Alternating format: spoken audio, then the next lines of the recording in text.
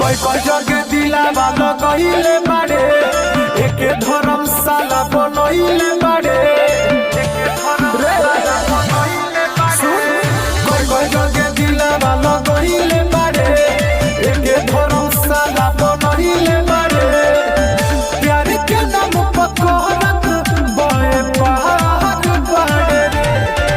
सारा जननी बतिया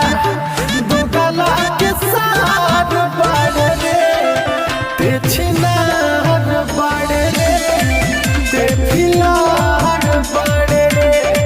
सारा देखल सपना तुरले हमार बाड़े ते छिनार बाड़े ते फिलार बाड़े जो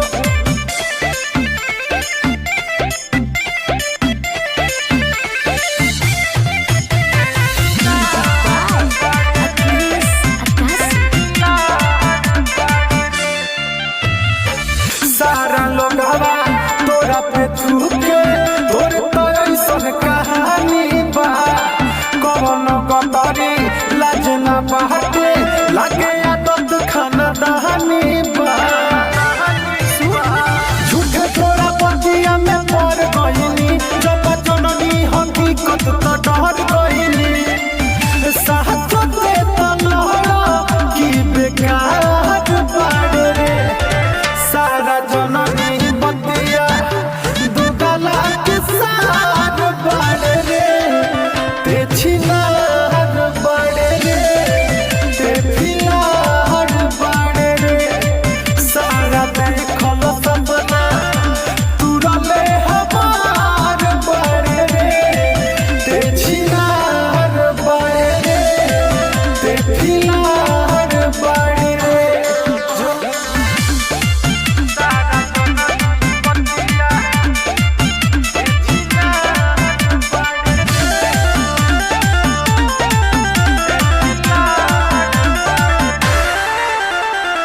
सब करमावा कोई तेली हले कुछ ना छोड़ले बाकी रे सच बतिया कहे दीपकावा